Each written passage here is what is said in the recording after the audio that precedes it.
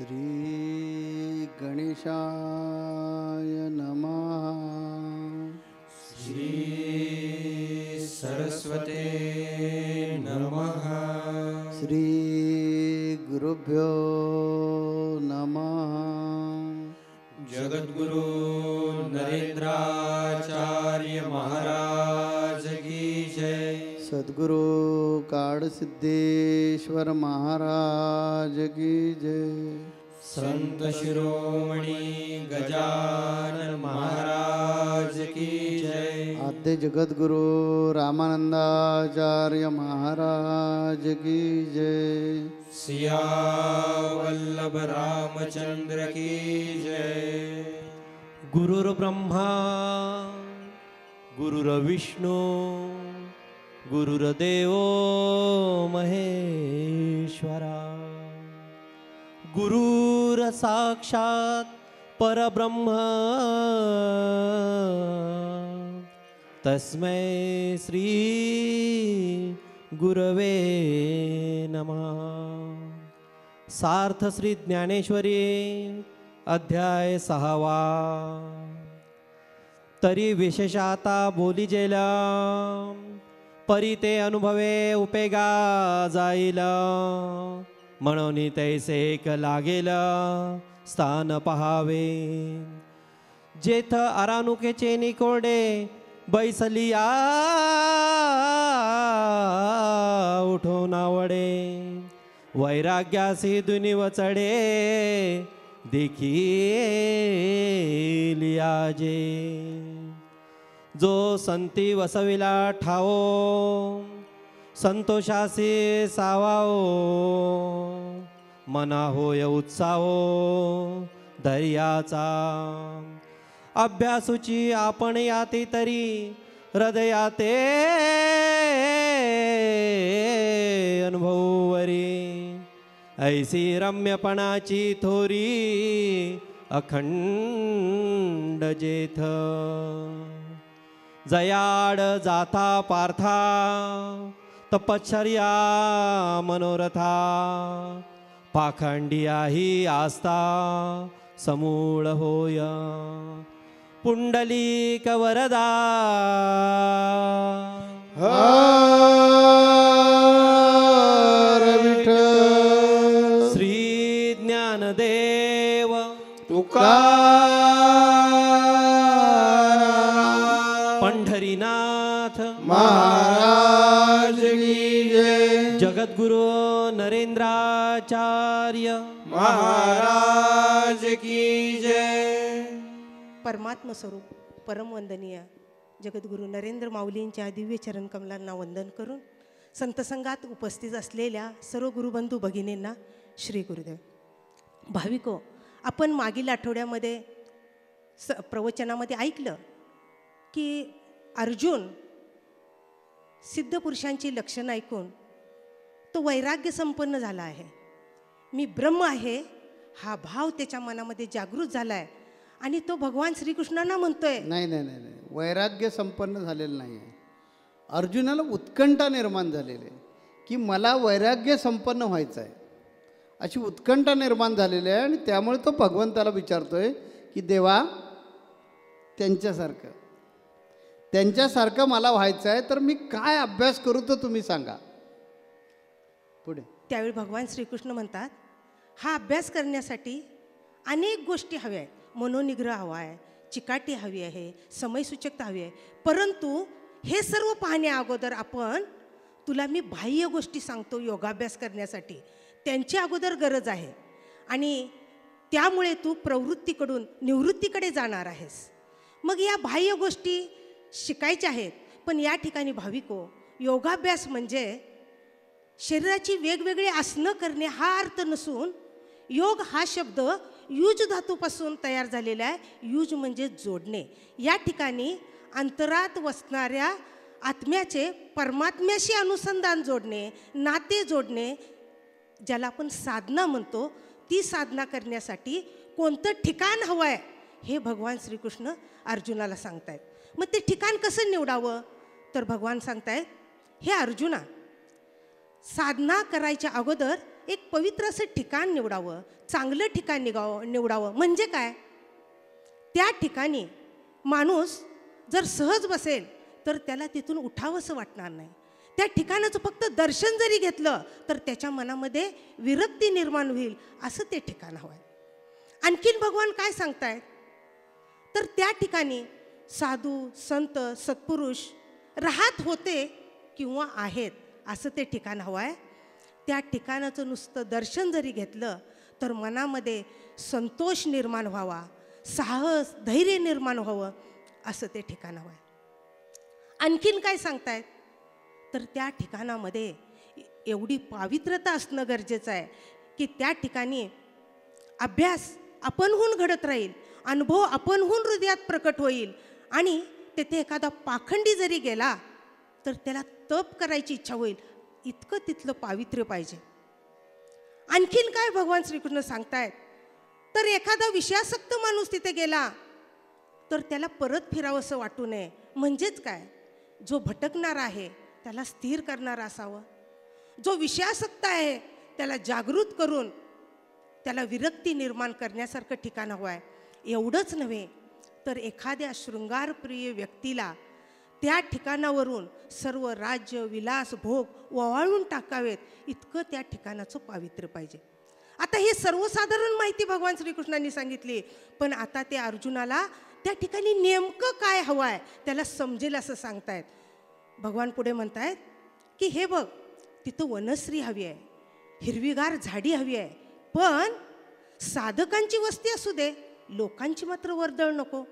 त्या ठिकाणी हिंस्र पशुपक्षी नको आहेत. एखादी कोकिळा चालेल, पाण्यात पोहणारा हंस चालेल, एखादा मोरही चालेल, परंतु पोपट भुंगे नको आहेत.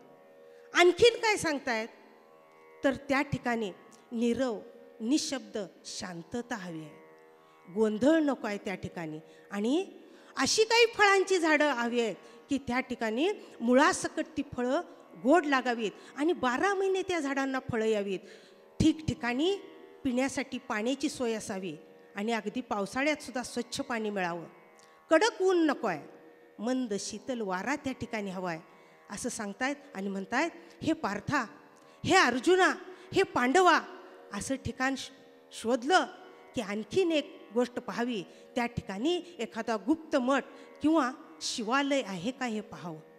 आणि त्या ठिकाणी बसून आपलं मन रमतं का, ते प्रसन्न राहतं का, हे अगोदर पाहावं आणि मग त्या ठिकाणी आसन घालावं. भाविको, हजारो वर्षापूर्वी जे ज्ञान भगवान श्रीकृष्णाने अर्जुनाला दिलं, ज्ञानेश्वर माऊलीने आपल्या सिद्धलेखनीतून ज्ञानेश्वरीमध्ये ज्याचं वर्णन केलं, ते स्थान आपल्या माऊलीने आपल्याला मे 2002 साली याच देही याच डोळा आपल्याला 3 दिवस शिबिराच्या निमित्तानं दाखवलं. त्या ठिकाणी असं वर्णन केल्याप्रमाणेच ते ठिकाण होतं. हिरवीगार वनश्री, चोहोबाजूनी उंच उंच सह्याद्रीचे कडे, झुळझुळ वाहणारे झरे आणि पावित्र्याचं आणि मांगल्याचं प्रतीक असणारा सिद्धेश्वराचा वास. भाविको, लक्षात आलं ना, निवे बुद्रुक. अशा ठिकाणी आपल्या माऊलींनी अनेक ग्रंथसंपदेचं लिखाण केलं आहे, बऱ्याच वेळी साधना त्या ठिकाणी केलेली आहे. म्हणूनच संत बाळू जोशी या ठिकाणाचं वर्णन करताना काय म्हणतात बघा, श्री क्षेत्र सिद्धेश्वर घनदाट अरण्य चौफेर, नानाविध वृक्षावर पक्षी किलबिलाट करती, सह्याद्रीच्या कुशीतून पाणी वाहे खळखळून, तैसे सिद्धेश्वराच्या चरणाजवळून सतत महाराज हो. देवाची करणी नारळात पाणी, तैसे सिद्धेश्वर चरणी पाणी आहे पहा. निसर्गरमणीय ठिकाणे किंवा बडी बडी कानने, साधने करता राहणे पसंत करती नरेंद्र समर्थ. माऊलींनी असंच ठिकाण निवडलं आणि स्वतःसोबत आपल्या सर्वांना त्या ठिकाणी घेऊन गेले. भाविको, मी एका ठिकाणी वाचलंय गगनगिरी महाराजांच्या पुस्तकामध्ये की अशी ठिकाणं संत का निवडतात. तर आपण पाठीमागे एक दृष्टांत ऐकला होता पहा, आपल्याला आठवतं का, नारद मुनींच्या सानिध्यात राहून वळवळणाऱ्या किड्याला सुद्धा आत्मोन्नती प्राप्त होते आणि तो एकेवेळी राजपुत्र होतो. तसं या जंगलामध्ये जे जीव जंतू वृक्ष लता वेली हिंस्र प्राणी आहेत, यांना आत्मोन्नती मिळावी म्हणून संत त्या ठिकाणी साधनेला जातात. प्रभू रामचंद्र वनवासात गेले, पण ही नियतीची इच्छा होती भाविको. कारण कैकेयी मातेला जर दुर्बुद्धी सुचली नसती तर प्रभू रामचंद्र फक्त अयोध्येतच राहिले असते. आणि मग जटाई असू देत, शबरी असू दे, अहिल्या असू दे, आणि हजारो वानरं, अगदी खारुताईसुद्धा, यांचा उद्धार कसा झाला असता? नाही ना. म्हणून ते त्या असे ठिकाण साधनेसाठी निवडतात. आपल्या समोर चालतं बोलतं उदाहरण आपल्या जगद्गुरू नरेंद्र माऊलींचं आहे. जे सामाजिक उपक्रम आपण राबवतोय किंवा आणखीन ज्या सेवा करतोय, ज्या समाजाच्या कल्याणासाठी आहेत, माऊलींनी एकट्यानं करणं काय अशक्य आहे? त्यांना रिद्धी सिद्धी त्यांच्या दासी आहेत, त्यांना एकट्यानं करणं काहीच अशक्य नाही. पण तुमचा आमचा उद्धार व्हावा यासाठी आपल्याला ते सामावून घेत आहेत. ही त्यांची दिव्यता आहे, ही त्यांची भव्यता आहे. म्हणूनच भगवान श्रीकृष्ण पुढे म्हणतायत की ठिकाण असं निवडलं की आसन कसं असावं, तर याचा उल्लेख ज्ञानेश्वर माऊलींनी त्या काळच्या स्थल काल परिस्थितीनुरूप केलेला आहे. माऊली म्हणतायत की मृगचर्म खाली अंतरावं, त्यावरती एखादं आसन घालावं, दर्भासन, आणि धृत वस्त्राची घडी घालावी त्यावरती, आणि ते आसन वापरावं. ते जास्त उंच असू नये कारण शरीर डोलेल, फार खोली असू नये कारण त्यामध्ये जमिनीची ओल, जमिनीत राहणारे किडे त्रास देतील. याच आसनासंबंधी आपली जगद्गुरू नरेंद्र माऊली काय म्हणतात? साधकाने आसन घातल्याविन कधीही साधना करू नये, कारण पृथ्वीच्या पोटामध्ये जी गुरुत्वाकर्षण आहे ते आपण केलेली साधनेची ताकद, शक्ती सगळं खेचून घेतात. म्हणून आसनविरीत कधी साधना करू नये. आणि या आसनासंबंधात माऊली म्हणते की मृगचर्म, वाघाचं, सिंहाचं चर्म घालावं हे सगळं जरी खरं असलं तरी कायदे, कानून, पर्यावरण या सगळ्यांचा विचार करून या गोष्टी टाळाव्यात. यामधून माऊलीने आपल्याला सुवर्णमध्य काढून दिलेला आहे. माऊली म्हणतात दर्भासन घालावं, त्यावरती धृत वस्त्राची घडी घालावी, किंवा चौपदरी घोंगडी घालावी, किंवा सतरंजी चालेल, किंवा गालीच्याही चालेल. माऊली पुढं म्हणतात की ज्यामुळे देह आणि मन स्थिर होऊन सुख वाटेल असे ते आसन असावं. भाविको, हे आसन, हे वातावरण कशासाठी हा खटाटोप केलेला आहे? तर जन्मापासून मरेपर्यंत आपली जी 5 ज्ञानेंद्रिय असतात, डोळे, कान, नाक, जीभ, त्वचा, याद्वारे माणूस जे ज्ञान घेतो त्याचा परिणाम मनावर होत असतो. आणि त्यामुळे हे मन 10 दिशांना भरकटत असतं. त्यात ते बलाढ्य आहे. जगद्गुरू नरेंद्र माऊली म्हणतात या मनाचा वेग प्रचंड आहे. ह्या मनाने आजपर्यंत सगळ्यांना आपल्या अंकित केलं आहे, पण या मनाला अंकित करणं खूप अवघड आहे. यासाठीच या मनाला अंकित करण्यासाठी, स्थिर करण्यासाठी ह्या सगळ्या बाह्य गोष्टी साधनेद्वारे करणं गरजेचं आहे. म्हणून भगवान श्रीकृष्ण अर्जुनाला म्हणतायत या गोष्टीकडे पण लक्ष देणं गरजेचं आहे.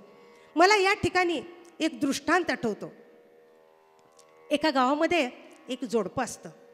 बरेच वर्ष त्यांना मूलबाळ नसतं. मग एक छानसा त्यांना मुलगा होतो बरेच वर्षांनी. फार वर्षांनी मूल झालेलं असतं, त्यामुळे त्याचं खूप गोड कौतुक करतात. पण ज्यावेळी ते मूल रांगायला लागतं त्यावेळी त्या दाम्पत्याच्या लक्षात येतं, अरे हे काही इतर मुलांच्यासारखं सामान्य मूल नाही आहे, हे खूप अवखळ आहे, हे खोडकर आहे. 1 सेकंदसुद्धा ते एका जागेवर बसत नाही. असं खाली सोडलं रांगत जाणार, अगदी भांडी खाली काढणार, सगळ्या वस्तू खाली काढणार, अगदी देवारीतले देवसुद्धा. मग थोडंसं त्यांना वाटू लागलं की आता बाबा आपल्याला आणि थोड्या दिवसांनी हे मूल शांत येईल, थोडं समंजस होईल. पण जसं पावलं टाकायला सुरुवात करतं त्यांच्या आणि लक्षात येतं की याचा अवखळपणा वाढलेला आहे. खिडकीवर चढ, दिवाणवर चढ, तिथून दानकन उडी टाक, काही नाही जमलं तर वडिलांच्या खांद्यावर बैस, त्यांचे केस धरून ओढायचे, त्यांना त्रास द्यायचा. अगदीच 2-3 वर्षाचं झाल्यावर लक्षात येतं की सर्व शेजाऱ्यांच्या घरात जायचं, त्यांच्या मुलांच्या खोड्या करायच्या, भांडणं काढायची. दाम्पत्य हैराण होऊन जातं.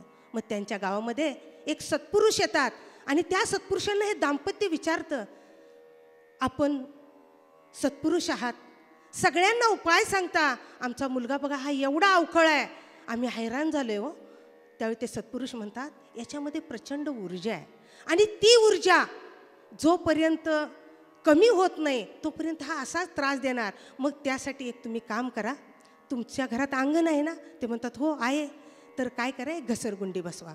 एका बाजूने तो वर चढेल, दुसऱ्या बाजूने तो घसरत खाली येईल. एका बाजूने वर चढेल, दुसऱ्या बाजूने घसरत खाली येईल. म्हणजे त्याची ऊर्जा त्या ठिकाणी कमी होईल किंवा तो थकेल, वारंवार एकच कृती केल्याने थकेल आणि गप्प एका ठिकाणी शांत बसेल. भाविको, ते अवखळ मूल म्हणजेच आपलं मन आहे, ते एका ठिकाणी बसत नाही. कधी इथं जाईल, कधी तिथं जाईल, तिथं नको त्या उचापती करेल, काही ठिकाणी भरकटेल.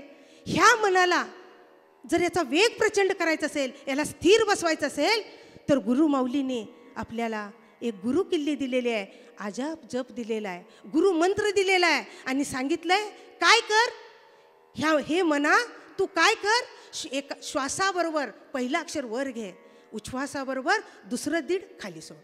पहिलं अक्षर वर घे श्वासाबरोबर, उच्छ्वासाबरोबर दुसरं दीड अक्षर खाली सोड.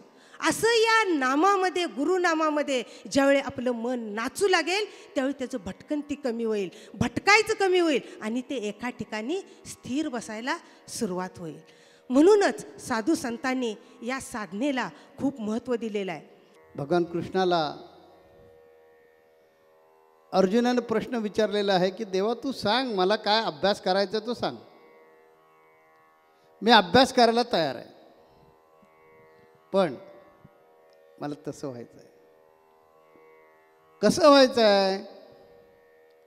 तर जी तू मागच्या वेळेला संतांची लक्षणं सांगितलीस ती उत्कंठा माझ्या मनामध्ये आहे, आत्मउद्धाराची उत्कंठा माझ्या मनामध्ये आहे. त्यामुळे तुला जे जे काही सांगायचं असेल ते सांग, मी करायला तयार आहे. अशा प्रकारे भगवान कृष्णाला अर्जुनानं अभिवचन दिल्यानंतर, त्या शब्द दिल्यानंतर भगवान कृष्ण म्हणाले, ऐक अर्जुना, ही आत्मोन्नती साधण्यासाठी आणि मन आपलं प्रवृत्तीकडून निवृत्तीकडे जाण्यासाठी ह्या मनाला एक वेगळ्या प्रकारचं वळण लावावं लागतं. ह्या मनाला आत्मा आणि परमात्म्याशी जोडावं लागतं. त्याचं नाव योग. मागाशी साधनाताईने आपल्याला सांगितलेलं आहे, युज धातूपासून योग हा शब्द तयार झाला. युज म्हणजे जोडणे. या मनाला आत्मा आणि परमात्म्याशी जोडायचं आहे आणि दोघांशी जोडायचं आहे. तर मन विकसित झालं पाहिजे, मन समृद्ध असलं पाहिजे, मन सशक्त असलं पाहिजे, मनामध्ये तेवढी कॅपॅसिटी निर्माण झाली पाहिजे दोघांना जोडायची. याच्यासाठी त्याचे काही नियम आहेत, त्याचा काही अभ्यास आहे. तुला मी मगाशीच सांगितलं आहे की तुला अभ्यास योग करावा लागेल आणि अभ्यास करून हे कठीण नाही, शक्य आहे. त्यासाठी पहिल्या 2 गोष्टी तुला कराव्या लागतील. त्यातली पहिली गोष्ट म्हणजे ठिकाण आणि दुसरी गोष्ट आसन. आता मंडळी, तुमच्या मनामध्ये प्रश्न निर्माण झाला असेल की 2 गोष्टीमुळेच आत्मउद्धार होईल का? तर नाही.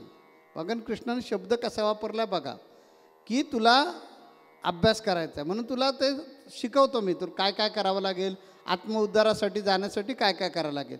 ते करण्यासाठी पहिल्या तुला 2 गोष्टी निवडाव्या लागतील, 2 गोष्टी कराव्या लागतील.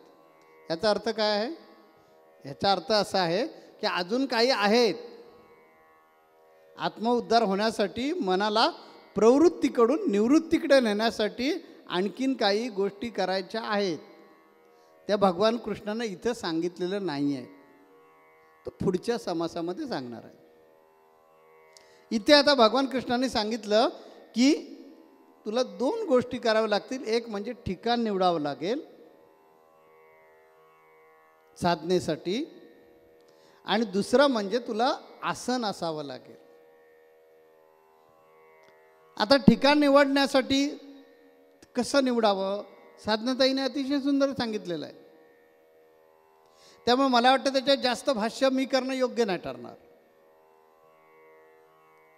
की ते निसर्गरम्य असावं, डोळ्यांना विलोभणारं असावं. एखादा विलासी राजा जरी त्या मार्गानं जात असेल तरी त्याला मोह पडावा की विषय सुखाचा त्याग करून इथेच बसावं. काय सुंदर आहे, किती सुंदर आहे ठिकाण. म्हणजे ते ठिकाण इतकं असावं की आपलं तहानभूक विसरायला लावावं. असं ते निसर्गरम्य, पक्ष्यांचा किलबिलाट सुरू आहे, नदी खळखळ वाहत आहे, एखादं देवस्थान तिथे आहे आणि निर्मनुष्य आहे. परंतु निर्मनुष्य असलं तर भयप्रद वाटता कामा नाही, असं ठिकाण पाहिजे. आणि त्या ठिकाणाचं वैशिष्ट्य असं असलं पाहिजे की त्याच्यात प्रेमात बघितल्या बघितल्या प्रत्येकानं पडावं. असं ठिकाण साधनेसाठी निवडावं. ते जास्त ताईंनी सांगितलं, साधनाताईंनी जास्त सांगितलं, माहिती अधिक विस्तृतपूर्वक दिलेली आहे. मी फक्त आता संक्षिप्त, कारण माझ्यापाशी वेळ नाही आहे, ते संक्षिप्त माहिती सांगितलं. दुसरी गोष्ट सांगितली की आसन असायला पाहिजे. आता हे आसन जे आहे ते कसं असावं तेही सांगितलं आहे की व्याघ्रांबर चालेल, मृगाचं कातडं चालू शकेल, म्हणजे हरणाचं कातडं चालू शकेल. पूर्वीच्या काळी ठीक होतं. आज ते शब्दशः अर्थ घेऊ नका, कारण काही कायद्याच्या अडचणी असतात त्या आणि पर्यावरणाची हानी कशाला करायची. त्यापेक्षा ते आसन जे आहे ते दर्भासनसुद्धा चालू शकेल. पूर्वीसुद्धा दर्भाचा उल्लेख इथे ज्ञानेश्वर माऊलींनी हा ग्रंथ लिहिताना केलेला आहे. द्वापारयुगामध्ये सुद्धा भगवान कृष्णानं दर्भासनाला महत्त्व दिलेलं आहे. म्हणून ते सांगतात अर्जुनाला दर्भासन असावं आणि त्या दर्भासनावर धुतवस्त्र असावं. आसन एवढं गुबगुबीत नसावं की बसल्यानंतर आपल्याला अडकून पडतं की काय, त्या आसनामध्ये जाऊन बसल्यासारखं वाटता कामा नये. आणि इतके खडबडीत पण नसावं की सारखं काहीतरी टोचतंय, की जमिनीचा सारखा स्पर्श होतोय आणि जमिनीचा ओलावा, ठिकाणाचा त्या त्रास, उपद्रव असा असू नये. अशा प्रकारचं बसल्यानंतर प्रसन्नता निर्माण होईल असं आसन असावं. ह्या दोन गोष्टी इथे भगवान कृष्णाने अर्जुनाला सांगितल्या. दोन गोष्टी आवश्यक आहेत. अजून भगवान कृष्ण पुढे सांगणार आहेत, ते पुढच्या समासात सांगणार आहेत. आपण इथे विज्ञानवादी बसलेलो आहोत. आपल्याला लगेच मनामध्ये प्रश्न येणार, आसन नाही घेतलं तर साधना होणार नाही का? आणि आता खरंच शक्य आहे का जंगलात जाऊन बसणं? एक रविवार सुट्टी मिळते आणि ती रविवारची सुट्टी जर तिकडे जाऊन घालवायची म्हटली, कसं शक्य आहे स्वामी? ह्याच्यासाठी संतांचे अवतार होतात की जशी परिस्थिती बदलत जाते तसा देव घेई अवतार. देवच संत रूपाने येतो आणि प्राप्त परिस्थितीप्रमाणे कसं जगावं. जसं अर्जुनाला भगवान कृष्णानं अवतार घेऊन काय केलं, बोध केला, तशाच प्रकारे या कलियुगामध्ये प्राप्त परिस्थितीप्रमाणे कसं जगावं यासाठी ते सगळे सद्गुरू आलेले आहेत. आपल्या संप्रदायासाठी मी सांगेन की एकांत असायला पाहिजे. मला कल्पना आहे की आता तुम्हाला अशा निसर्गरम्य ठिकाणी जाणं शक्य नाही आहे आणि दिवसांदिवस बसून एकांतात घालवणं शक्य नाही आहे. 2 दिवसापेक्षा जास्त दिवस रजेवर आलात न सांगता तर घरी जावं लागणार, याची कल्पना आम्हाला आहे. तुम्ही कुटुंबवत्सल आहात. अशा कुटुंबवत्सल माणसानं सारख्या दांड्या मारून 8-15 दिवस साधनेला जंगलात जाण्याची काहीही आवश्यकता नाही आहे. जे अर्जुनाला ब्रह्मज्ञान हवं आहे ते ज्ञान तुम्हाला पण हवं असेल, तुम्हालाही ब्रह्मज्ञान हवं असेल तर त्याच्यासाठी जंगलाची आवश्यकता नाही. अशा वेळेला बसा, अशा ठिकाणी बसा की मन प्रसन्न होईल. म्हणून मी तुम्हाला सांगितलं अगदी बेडरूममध्ये बसलात तरीसुद्धा चालेल, देवखोलीमध्ये बसलात तरीसुद्धा चालेल.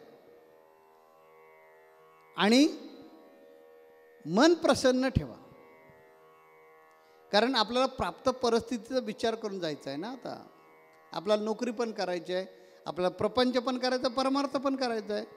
आपल्याला नुसतं संन्याशासारखं जीवन जगायचं नाही आहे.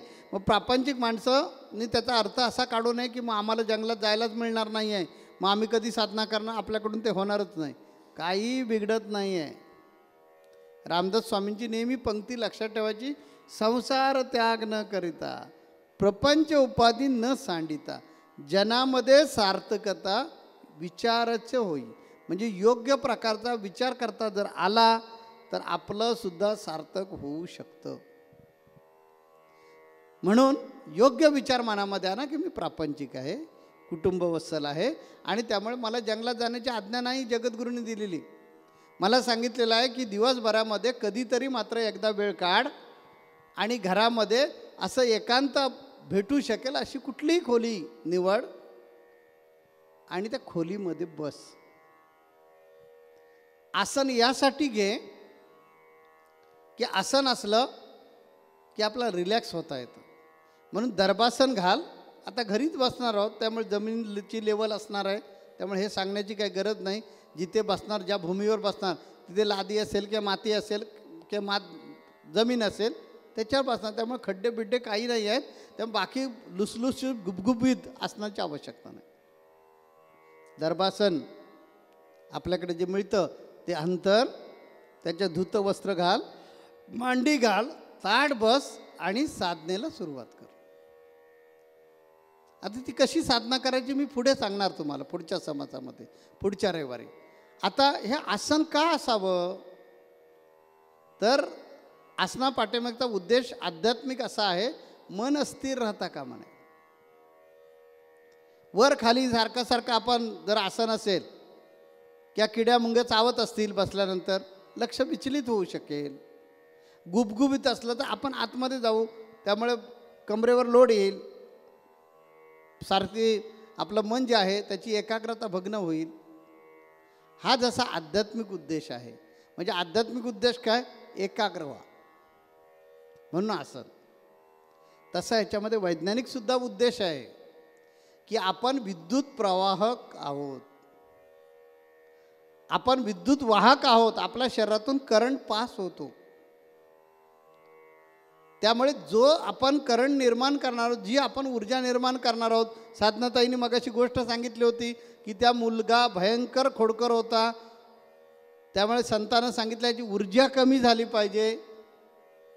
इथे आपल्याला आपल्यातली ऊर्जा वाढवायची आहे, कमी करायची नाही आहे. त्यामुळे ही ऊर्जा वाढवण्यासाठी, वाढत राहण्यासाठी ती कुठेही लीक होणार नाही ह्याची काळजी घेतली पाहिजे. याच्यासाठी ते आसन आहे. दर्भासन घाला, त्याच्यावर बसा तुम्ही. म्हणजे तुम्ही तुमचा आणि जमिनीचा संपर्क कट झाला. तुम्ही जे आता साधना करणार आहात ती साधनेनं जी ऊर्जा निर्माण होणार आहे ती ऊर्जा तुमच्या अंतरंगामध्ये प्रविष्ट होऊ द्या, तुमच्या अंतरंगामध्ये ती भरून राहू द्या आणि तुमची ऊर्जा वाढू द्या. सकारात्मक ऊर्जा तुमच्यामध्ये वाढू द्या.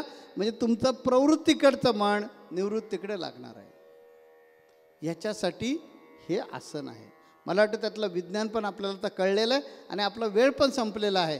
त्यामुळे भगवान कृष्ण अर्जुनाला पुढच्या अध्यायामध्ये किंवा पुढच्या समासामध्ये आणखीन काय सांगतात की प्रवृत्तीकडून निवृत्तीकडे जाण्यासाठी अजून काय तुला केलं पाहिजे, काय अभ्यासयोग शिकवतात ते पुढच्या संत संघामध्ये आपण आता ऐकू. जगद्गुरु नरेंद्राचार्य महाराज की जय. सद्गुरु काळसिद्धेश्वर महाराज की जय. संत शिरोमणी गजानन महाराज की जय. आद्य जगद्गुरु रामानंदाचार्य महाराज की जय. सिया वल्लभ रामचंद्र की जय.